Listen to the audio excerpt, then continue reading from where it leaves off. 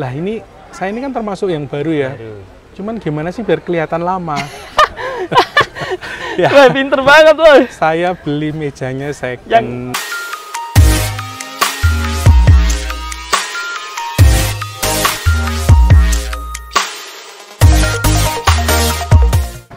Oke teman-teman, sekarang saya lagi ada di Jogja, tepatnya di warung sop dan sate sapi Pak Bayu.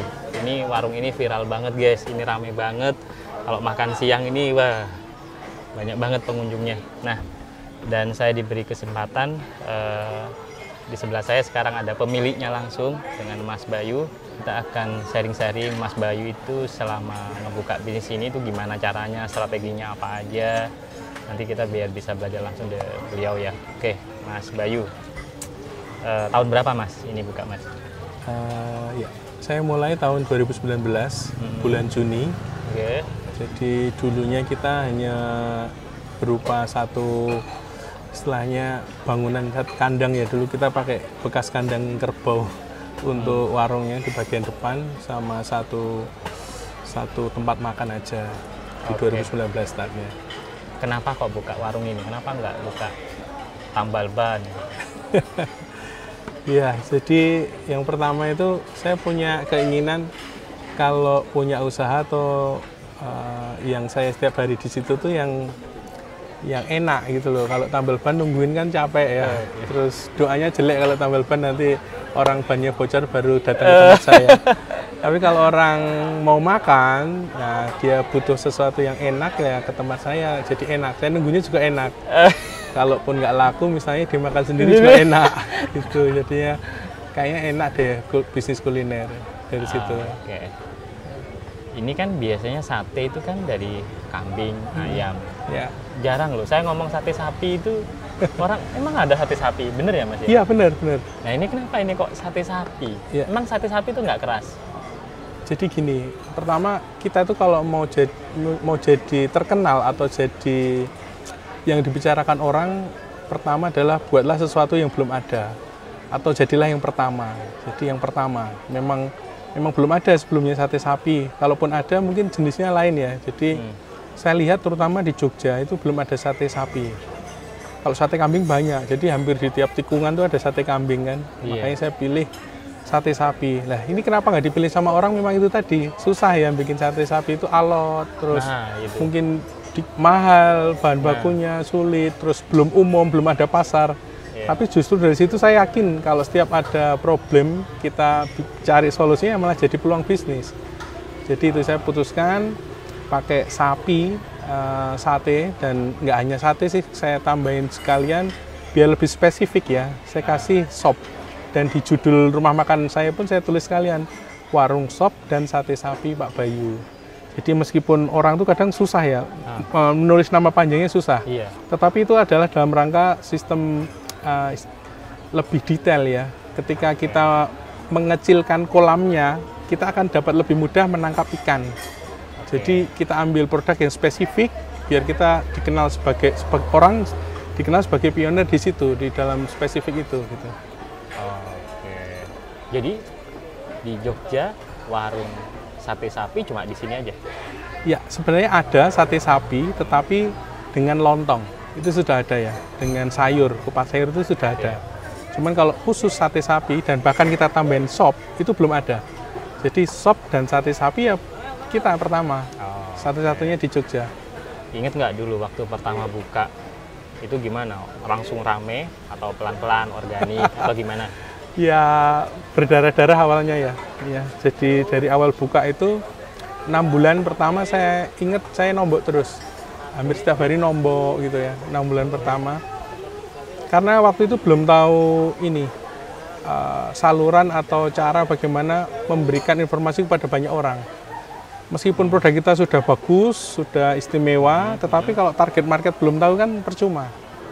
Jadi awalnya di situ. Nah gitu setelah 6 bulan, setelah kita operasional biasa ya, selama 6 bulan kita sambil memperbaiki pelayanan, memperbaiki menunya, memperbaiki resepnya, baru kita berani endorse. Jadi titik balik kita ingat waktu itu kita memang endorse. Jadi endorse setelah siapa? Artis atau akun Instagram, akun yang khusus kuliner. Jadi di Jogja atau di kota-kota lain pasti ada yang akun yang khusus mereview makanan-makanan ya. Ya cuman memang kebanyakan kan kalau orang endorse tuh seringnya wah nggak percaya nih iklan nih pasti gitu lah. Nah cuma makanya kita harus bikin sesuatu yang wow.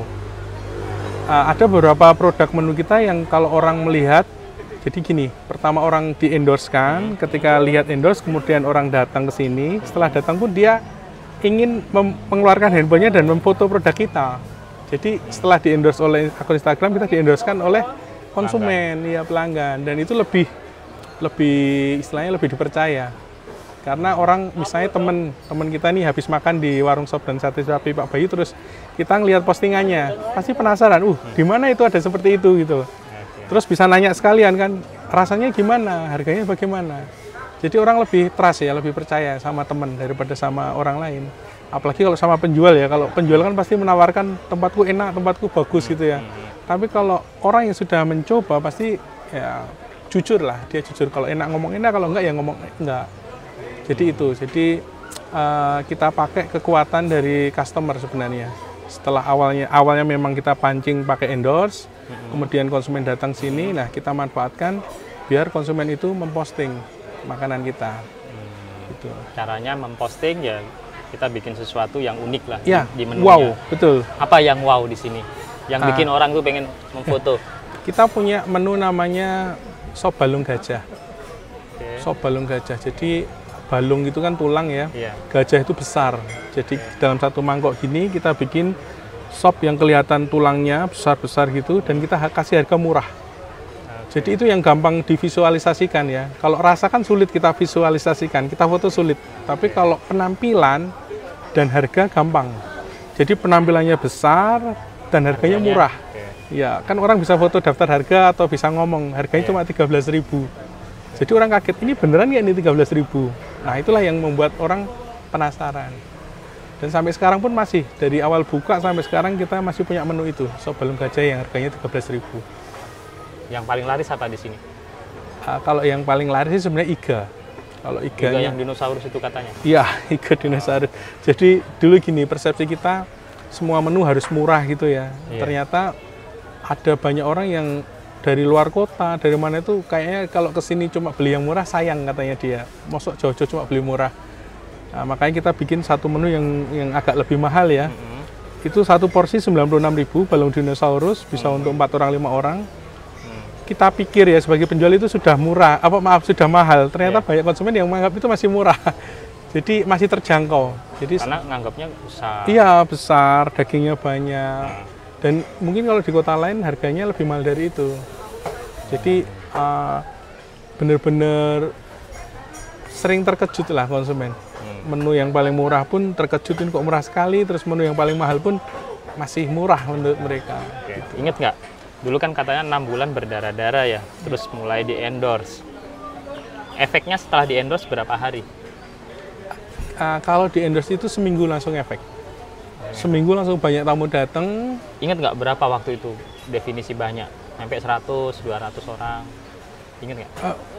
Jadi dulu kapasitas kita kan cuma baru sekitar 6 meja. Satu meja itu isi 4, berarti hanya sekitar 24 orang ya. Udah kapasitas saat penuh. Itu keren. Parkirannya nggak ada sampai nggak muat gitu, sampai kita berpikir keras ya. Karena dulu karyawan saya awal cuma 3 orang dulu, 3 orang karyawan. Nah, itu udah penuh banget menurut kita.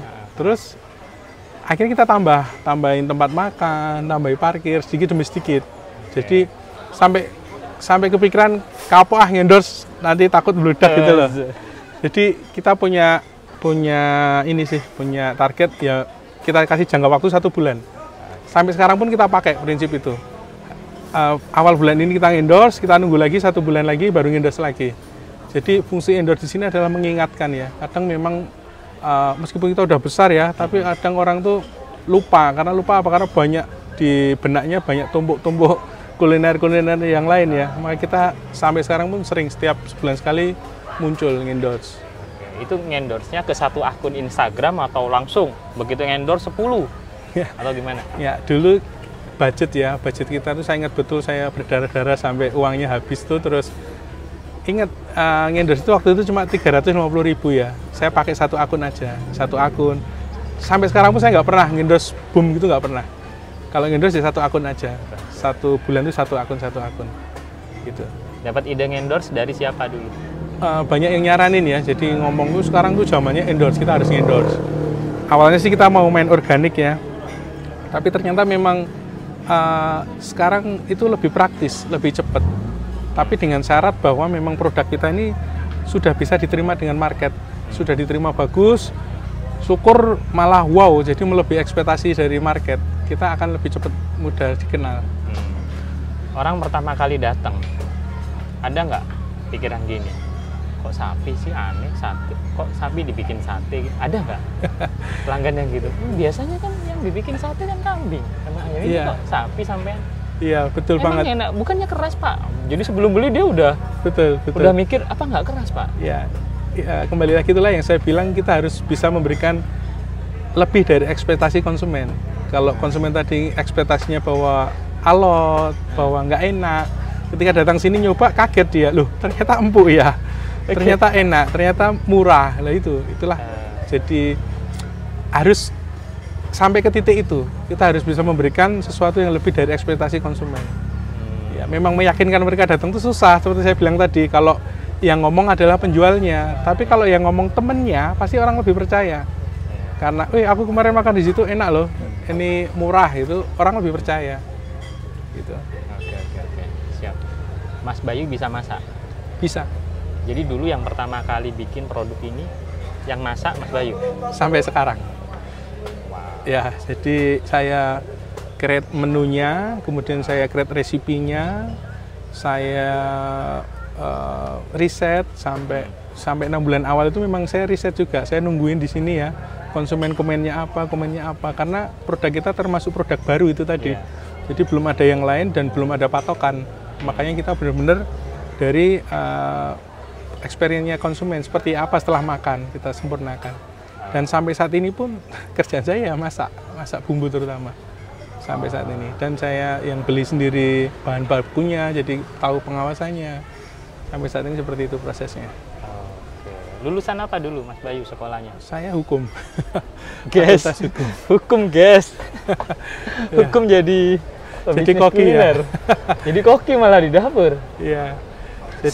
Jadi kalau Mas Bayu nggak ada di sini, misalnya kalau keluar kota, emang bisa masak di sini orang-orang timnya?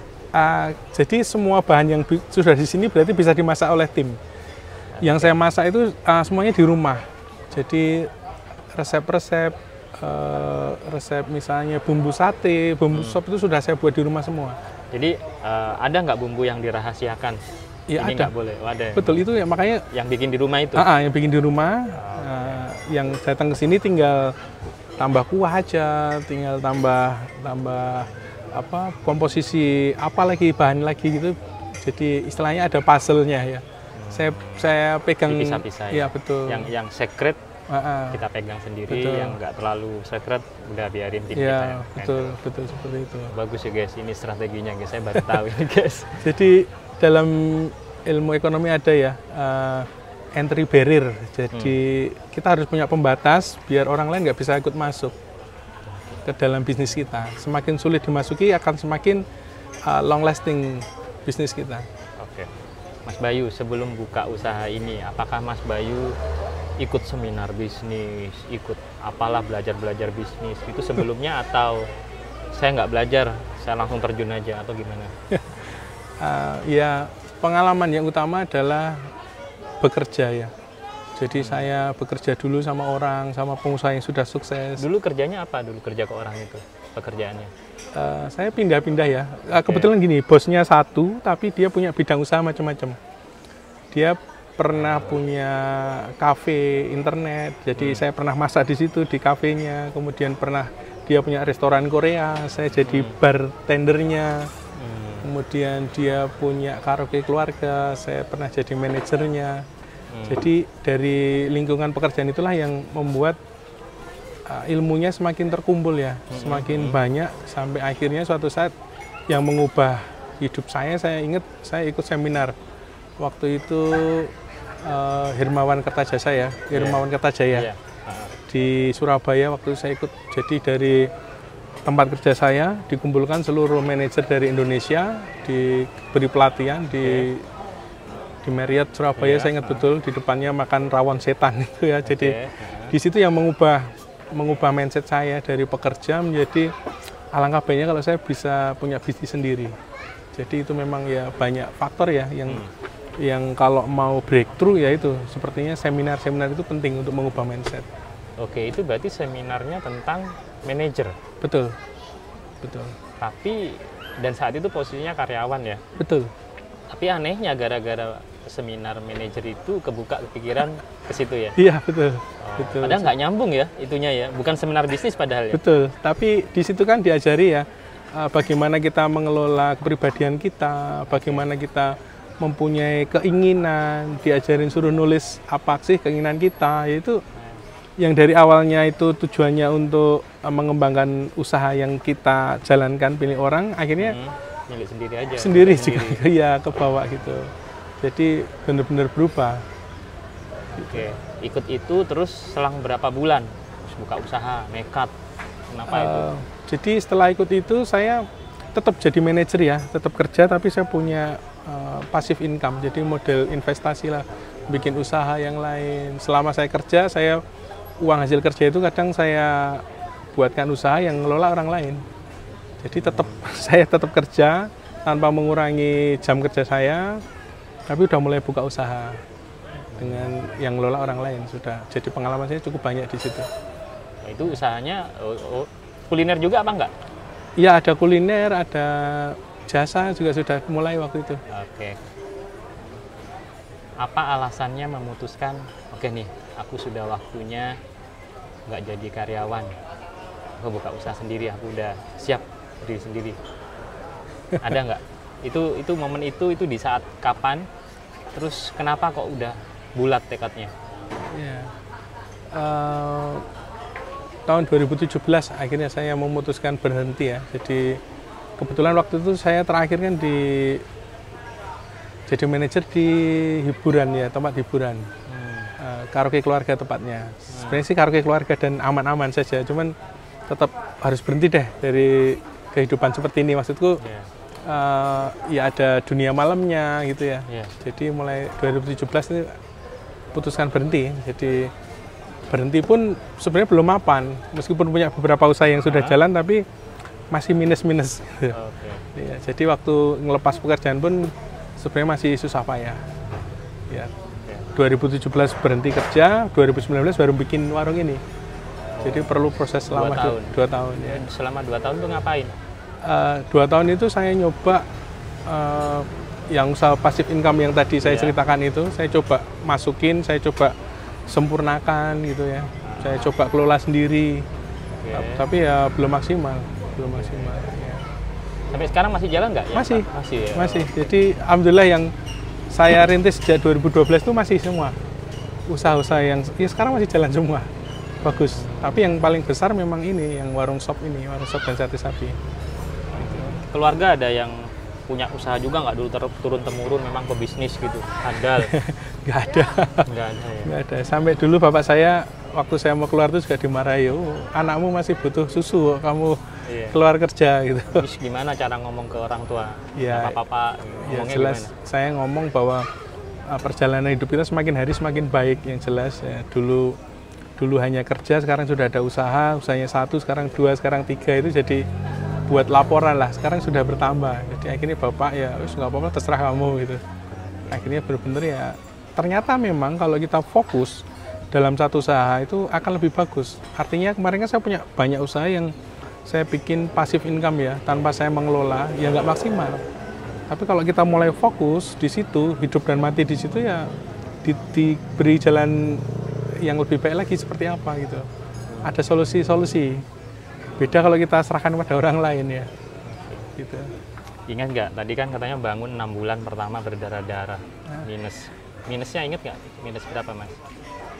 Saya nggak ingat ya. Jadi sampai 1 juta, 2 juta. Oh, kayaknya ya puluhan ya, udah puluhan juta ya nomboknya, betul. Itu selama 6 bulan atau tiap bulannya? Selama 6 bulan. Selama puluhan juta ya? Iya. Jadi dari tabungan sama dari usaha yang lain itu saya buat nambah di sini, kalau hari ini gajian kurang saya kasihkan untuk gaji gitu. Jadi kebetulan dulu sebenarnya saya udah belajar ya untuk memisahkan uang-uang itu, saya pisahkan ya. Cuman akhirnya kok tetap nggak bisa dipisah karena saling membutuhkan ya. Ya sudahlah, yang penting cukup aja. Dan prinsip saya nggak mau ambil hutang bank, jadi nggak mau ambil hutang. Jadi jalan seadanya, pasti ada jalan keluar gitu. Dan bisa ini jalan. Modal pertama kali berapa dulu ini bisnis ini? Jadi modal pertama itu saya dulu nyewa tanah. Tahun 2017 saya nyewa tanah. Oke, berapa? Itu per tahun 6,5 ya. Saya ambil 10 tahun langsung jadi 65 juta. Sewa tanah aja, tapi belum tahu mau buat apa waktu itu awalnya. Ya, sewanya ya di sini? Iya, di sini. Seluas, ya ini sudah cukup luas dulu. Sorry, maaf, 6,5 juta seluas ini dulu? Iya. Beneran? Beneran. Dulu posisinya di sini itu kolam-kolam, terus kayak hutan, jadi orang nggak mau ke sini. Banyak temen atau investor pun ya saya tawarin, ayo mau kerjasama nggak? Aku punya lahan nih, kita kelola, pada nggak mau. Dan dulu jelek banget ya tempatnya ya. Makanya parkiran pun dulu nggak ada di belakang. Dulu parkiran cuma di depan warung. Yang di depan warung, terus kita kurangin ini, kita jadiin jalan, tembus ke belakang, jadi tempat parkiran, terus tambah-tambah gitu. Itu 65 juta uang dari hasil tabungan bekerja yang? Iya, dari bekerja. Bismillah, yakin gitu ya? Yakin, yang penting sewa kok ada tanah murah ya, jadi ada tanah murah, saya nggak ngerti mau buat apa, saya sewa dulu. Oh gitu. Iya, jadi 2017 waktu saya masih kerja saya sewa. 2017. Itu masih kerja udah nyewa? Iya. Kok unik ya? Menarik ini sih. Padahal masih belum ada idenya, tapi betul. Dan sewanya nggak nanggung-nanggung, langsung 10 tahun. Betul. Jadi gini, pas saya kerja itu kebetulan bos saya sering juga nyewa-nyewa tanah seperti ini. Nah, itu makanya saya bilang ilmunya dari kerja ya. Nah, dulu saya yang suruh ngurusin. Bos saya itu sering nyewa tanah seperti ini, terus dibangun ruko, kemudian rukonya disewakan lagi dalam jangka waktu 20 tahun seperti itu. Jadi itu salah satu ilmu yang bermanfaat menurut saya. Saya lihat potensi, oh tanah ini harganya di bawah pasar nih. Kalau 10 tahun lagi saya yakin akan lebih mahal lagi gitu. Makanya iya, saya sewa sekarang aja gitu. Saya sewa meskipun belum tahu buat apa, saya sewa. Dan itu yang saya lakukan sekarang pun seperti itu. Kalau saya hasil dari sini sampai saya buka warung sop yang cabang 2 ini pun seperti itu. Saya sewa sampai sekarang tuh 7.500 meter. Banyak yang belum kepakai. Yang penting saya sewa dulu. Nanti sambil jalan pengembangan. Gitu. Oh gitu. Iya. Wah, menarik ini guys. Jadi tanpa rencana disewa dulu, tapi dengan ada dasar bahwa kalau sewa 10 tahun nanti pasti di sini akan jadi sesuatu. Betul. Hitungannya gitu ya. Iya, lebih murah. Jadi kalau kita misalnya gini, kita sewa sekarang dan 5 tahun ke depan harganya pasti akan berubah. Kalau harga yang sekarang, misalnya sekarang 65 juta dapat 10 tahun ya, 5 tahun lagi belum tentu nanti 100 juta dapat gitu. Jadi kalau kita nunggu waktu malah semakin naik harganya. Mending kita sewa, syukur-syukur bisa langsung dibuka usaha, langsung bukain usaha. Oke, 65 juta langsung sewa. Ada sisanya nggak buat usahanya itu nanti? Nah, saya waktu itu ya ngumpulin lagi ya, masih lagi. kerja ngumpulin lagi, terus sama dari usaha yang lain tadi yang saya bilang ada sedikit-sedikit, makanya yang saya bilang sampai berdarah-darah yaitu waktu buka, jadi 2017 sewa, baru 2019 bisa buka. Bukanya pun kecil ya. 6 tahun ya? 2 tahun, 2017. Oh, 2019 buka. Artinya selama 2 tahun tanahnya nggak kepake? Betul, nganggur. Jadi meskipun kalaupun saya sewanya di 2019 belum tentu 6,5 dapat loh ya. Iya. Jadi yang penting udah kita kunci dulu. Dapat dulu, nanti perkara nanti ya pasti ada jalan ya. Oh gitu ya, pasti ada jalan itu ya. Iya, jadi yang penting ya dalam bisnis kuliner ini mungkin kalau teman-teman mau jadi rujukan, usahakan kita itu tidak menghitung BEP. Jadi ketika kita udah ngeluarin modal nih, anggap aja modalnya hilang. Terus kita jualannya tanpa beban gitu loh. Benar-benar waktu jualan itu, kayak tadi saya bilang, kok ada produk 13.000 ya. Segede itu 13.000. Orang nggak nyangka ya. Terus orang mikir, pasti kan kalau orang biasa ini balik modalnya kapan? Dihitung duluan. Iya kan? Kalau ini mindsetnya beda. Beda, betul-betul. Jangan mikir BEP biar ketika berbisnis ringan. Ringan tanpa. Saya baru tahu ini. Iya. Makasih ya Mas ya. Gitu ya. Ini Iya. mindset sederhana tapi menarik sih. Betul. Jadi jangan hitung BEP lah. Semua. Jadi kalau dalam penentuan harga ada 3 macam ya yang saya pelajari. Yang pertama itu adalah menghitung HPP, kemudian ditambah keuntungan yang diinginkan. Kemudian yang cara kedua itu adalah melihat kompetitor. Kompetitor jualan berapa, kita kasih harga lebih pendek atau sama. Dan yang ketiga ini yang paling dahsyat menentukan harga itu adalah dengan cara psikologis konsumen. Kita menjual sesuatu harus sesuai keinginan konsumen, bayarnya berapa atau value-nya cocoknya berapa gitu.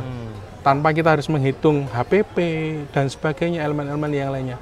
Karena konsumen kan nggak mau ngitung nih, nggak mau ikut-ikutan. Ayam 1 potong misalnya kita jual 10.000. Konsumen pasti langsung ngitung, 10.000 1 potong. Kalau 1 kilo berarti 4 potong, berarti 40.000. Seperti itu kan? Terlalu mudah gitu loh. Maksud saya, coba deh kita jual ayam 1 potong 5.000 sampai konsumen bingung, kok bisa ini ya 5.000 ya? Nah kayak gitulah yang membuat konsumen itu akan menceritakan produk kita pada orang lain. Di sini ada yang jualan ayam, orangnya bego banget nih, masuk ayam segini dijual segini gitu. Itu kan mendatangkan konsumen ya. Meskipun nanti setelah kita laku baru kita pikir cara cari keuntungannya dari mana. Nah itulah yang PR-nya adalah seperti itu. Dan alhamdulillah kita udah jalan, sudah bisa ya berkembang, berarti kan untung ya. Gitu. Jadi kalau dihitung secara manajemen biasa, orang pasti mikir kita ini bodoh, kok segini dijual murah sekali gitu. Dulu harganya berapa pertama kali buka, Mas? Yang apalah produk yang dijual saat itu? Beberapa produk harganya masih sama ya, kayak balung gajah tadi ya, 13.000. Itu dari tahun berapa? 2019. 13.000 dan sampai sekarang 13.000. Iya, dan meskipun viral kita nggak naikin harga. Kenapa?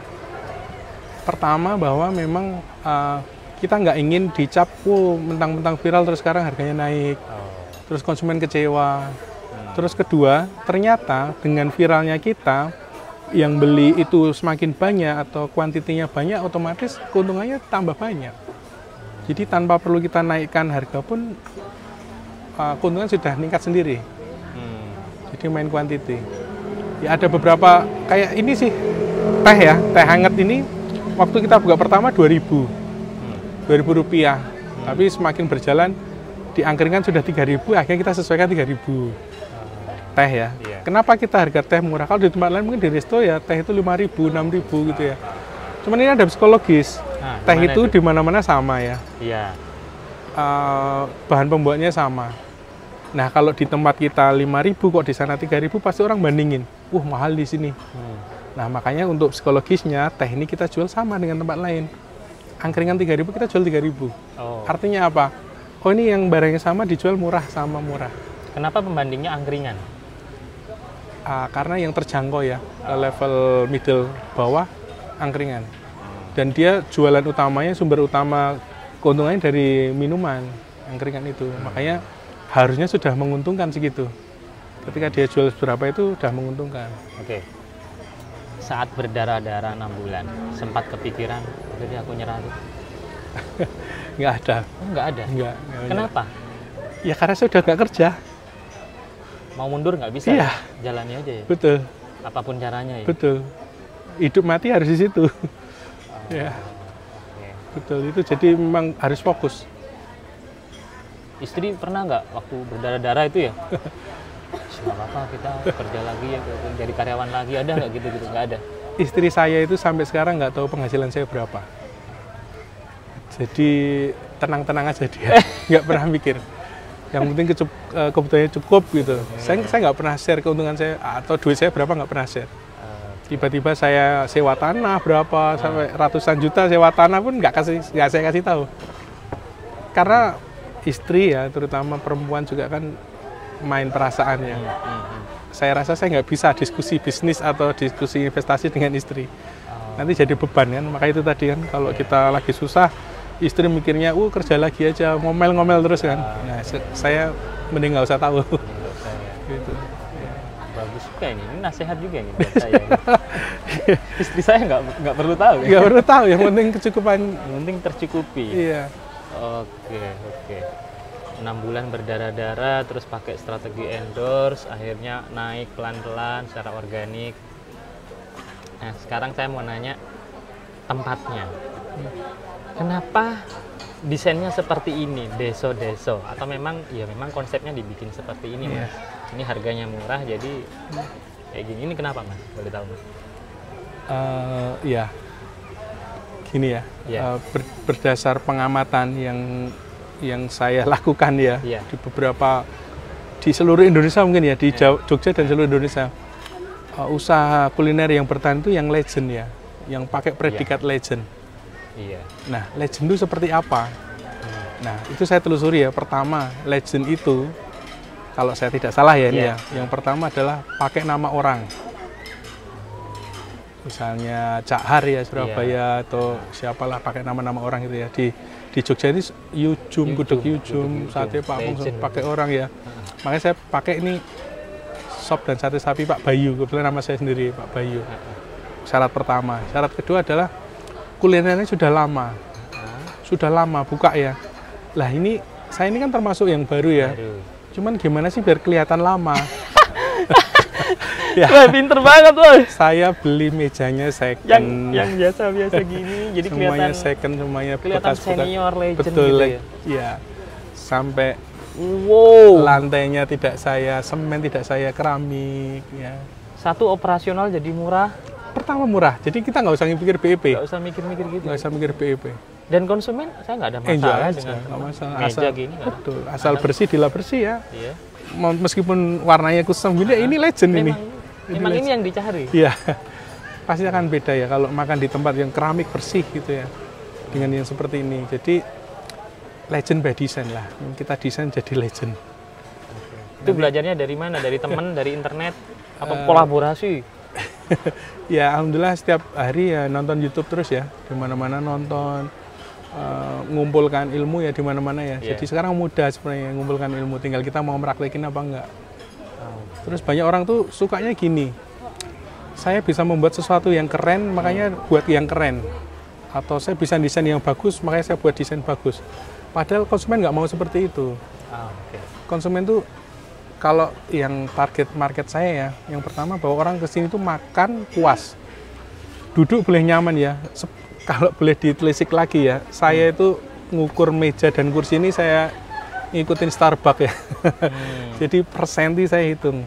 Meja ini tingginya 74 cm. Kursinya 45 cm saya hitung, saya terapin. Jadi ketika orang duduk nyaman, makan pas. Nah, itu saya pakai meskipun kelihatannya jelek tapi pas gitu. Ya itu penting, detail seperti itu. Detail banget juga ya Mas Bayu orangnya ya. Sebenarnya detail tapi dimundurin ya, atau di kelasnya diturunkan. Kalau orang bisa bikin bangunan joglo bagus-bagus, saya bikin joglonya yang jelek gitu. Jadi yang memang kelihatan reot, kelihatan ya inilah gitu. Luar biasa guys. Jangankan mobil guys, bis masuk guys ke parkirannya. Ya, ada bis. Bahkan kita yang tempat baru itu siapkan 3.000 meter parkir khusus bis. Jadi saya sewa sekarang belum kita bersihin, tapi udah kita sewa untuk parkir bis. Terus satu lagi ya, masalah parkir juga. Kita di sini terapkan parkir gratis. Parkir gratis. Jadi itu psikologi juga ya. Konsumen selama ini kalau ketemu tukang parkir kan parno ya. Nyebelin ya. Saya setuju. Setuju ya. Nyebelin ya. Meskipun maaf ya yang jadi tukang parkir. Meskipun hanya 2.000, kadang itu kerepotan. Kalau ngasih 2.000 kok kasihan. Repotnya ya. Repotnya itu yang mahal banget bagi saya. Betul ya. Harus nyari-nyari terus. Kadang kalau tukang parkirnya kita kok kasihan ngasih 2.000, ngasih 5.000 kok kebanyakan gitu kan. Bingung kan, serba salah. Tapi kalau di sini kita ngasih uang ke tukang parkir, terus tukang parkir gratis, gitu kan seneng ya. Oh ya, oke. Habis itu kan besok kesini nggak usah ngasih lagi ya, nggak usah nyiapin. Itu bisa jadi marketing juga lah, tipis-tipis ya. Iya betul. Jadi dalam ilmu flywheel marketing yang baru ini ya, jadi setiap titik itu harus dijadikan cerita, harus dijadikan experience. Ketika konsumen masuk ke tempat saya yang kebetulan, kok tempatnya kecil sih, kok sempit, orang udah mikir gitu ya, waktu masuk kok sempit, terus kok di belakang luas gitu ya. Cerita lah. Jadi ya. cerita, ternyata tempatnya luas. Gitu. Terus waktu datang sini, Mas mau pesennya harus ke kasir. Kok pesennya ke kasir gitu. Dia datang ke kasir.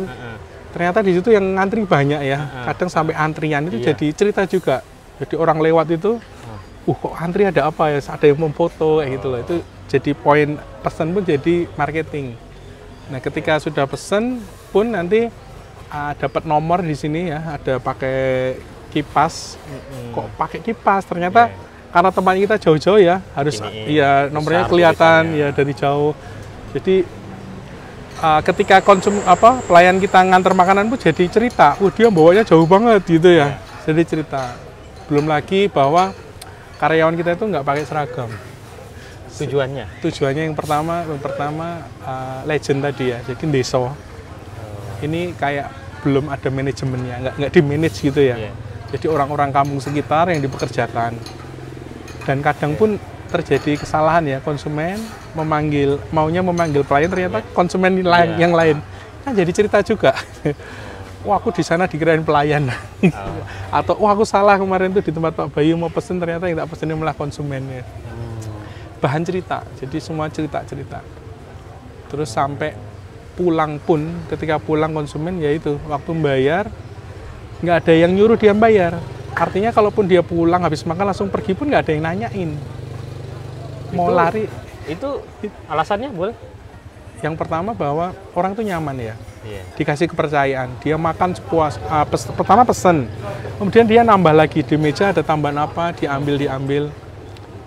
Nggak ada yang nanyain, artinya atau nggak harus nyatet gitu loh. Ketika dia pulang ya kejujuran dia aja. Aku mau bayar ini, tadi tambah ini gitu loh. Artinya apa? Kita memberikan kepercayaan kepada konsumen. Ada kan ya, yang kita baru pesen aja udah suruh bayar ya. Nanti mau nambah lagi kan nggak nyaman ya. Terus kok kayak nggak percaya banget sih. Aku belum apa-apa udah disuruh bayar gitu loh. Itu psikologis lagi cerita.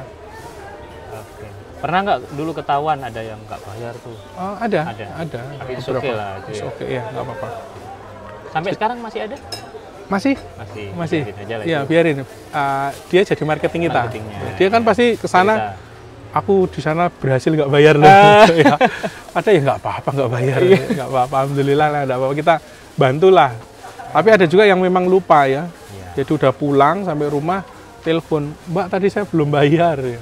Terus akhirnya transfer, ya bisa transfer. Kalau dulu kan kesulitannya pertama kali buka kan adalah omset ya, marketing, gimana caranya mendatangkan pelanggan. Sekarang udah gede, pelanggan udah datang sendiri. Kesulitan paling sulit apa sekarang? Ya inilah makanya saya pakai Nuta. Makasih. Ada hubungannya Nuta ini. Jadi dulu saya sering ya kejadian. Jadi gini saya cerita lagi. Awal pertama buka saya sudah langsung pakai Nuta. Kemudian kok Nuta naik harganya ya. Terus ada tawaran menarik tempat lain. Saya pindahlah ke sana, Cuman pas pindah itu saya sering kejadian masalah. Ada konsumen pesen tapi makanan nggak diantar. Udah pesen tapi nggak diantar. Entah itu notanya nggak terprint atau keselip gitu loh. Makanya, waduh, stres itulah yang paling susah. Sampai pernah ada konsumen yang ke depan sampai ngamuk-ngamuk. Bener-bener marah-marah, semua dilempar gitu ya. Sampai ada yang memvideo, sempat viral juga itu. Jadi viral lagi? Iya, viral. Tapi ya nggak apa-apa, berarti viralnya dari sini ya. Tapi ya kita nggak mau seperti itu terulang terus ya. Akhirnya saya tiba-tiba dapat penawaran ya, WhatsApp tuh dari Nuta. Gimana Pak kabarnya, lama nggak ada kabar, kok sudah nggak pakai Nuta lagi gitu. Terus saya challenge waktu itu, Nuta bisa nggak kamu ngeprint ya ketika ada orderan itu dipisah, ada dapur sendiri, ada bar sendiri. Saya bilang gitu. Bisa Pak, bisa. Beneran bisa, kalau bisa aku mau sewa lagi nih, aku mau daftar lagi gitu. Oke, bisa. Akhirnya beneran dan bisa. Itu sangat membantu kita ya. Jadi kalau selama ini dengan pos yang dulu tuh saya ngeprint jadi satu harus nyobek. Ketika nyobek harus bawa lari, harus dipisah mana bar mana yang kitchen. Akhirnya sering terjadi masalah di situ. Kalau kita rame banget kan sulit ya. belum lagi nanti notanya basah, notanya kena angin. Jadi konsumen yang udah nunggu lama kok makanan nggak datang, yang konsumen yang datang setelah itu kok datang kan jadi amarah. Ya akhirnya solusinya ya Nuta ternyata ya bisa ya, bagus itu. Siap. Jadi menghindari menu atau pesanan nggak dibuat itu ya salah satunya pakai itu, pakai Nuta itu. Jadi yang kesulitan kita itu sebenarnya itu ketika handle konsumen banyak, gimana biar semuanya dapat makanan sesuai urutannya dan semua makanannya. Oke, maaf mundur lagi ke arah dapur. Dapat resepnya dulu dari orang tua atau menciptakan sendiri, riset sendiri, atau dari warung tetangga? Cip, wah ini kayaknya resepnya ini deh, dicoba sendiri. Itu gimana, Mas? Iya. Dari orang tua juga ada ya, jadi kayak wawancara ya. Dulu orang tua masaknya seperti apa, ibu ya saya terutama. Kemudian riset dengan, saya sampai luar kota ya. Saya itu sampai mencoba kecap apa yang paling enak. Jadi dari Serang, dari mana-mana, dari Semarang, saya nyobain kecapnya. Saya nemuin kecap apa yang cocok gitu. Itu baru kecapnya. Ya, belum ada beberapa bumbu itu kan kita ada beberapa perbedaan ya. Iya. Oh mungkin kalau daging kambing cocoknya dengan kecap ini. Betul. Nah kalau sapi betul. belum tentu cocok dengan ini, betul ya? Betul. Oh gitu. Iya betul. Itu yang sulitnya di situ. Gitu ya? Makanya itulah kekayaan intelektual kita di situ dan kita jaga ya, kita simpan di situ. Jadi sekarang kecap pun kita custom ya, kita pesen khusus ada yang dari kota ini, yang satunya dari kota ini gitu loh. Jadi pastel lagi ya. Saya dari 2 kota berbeda pesen kecapnya. Ya. Itu jadi harus beda dengan yang lain dan sulit ditiru. Dan ini kenyataan ya, sekarang banyak yang mencoba meniru usaha kita ya. Mungkin kalau dari penampilan mungkin bisa sama ya, kan bisa karena visual ya gampang. Cuman kalau rasa itu yang seperti saya bilang, rasa itu sulit digambarkan ya. Jadi kita fokus di rasa.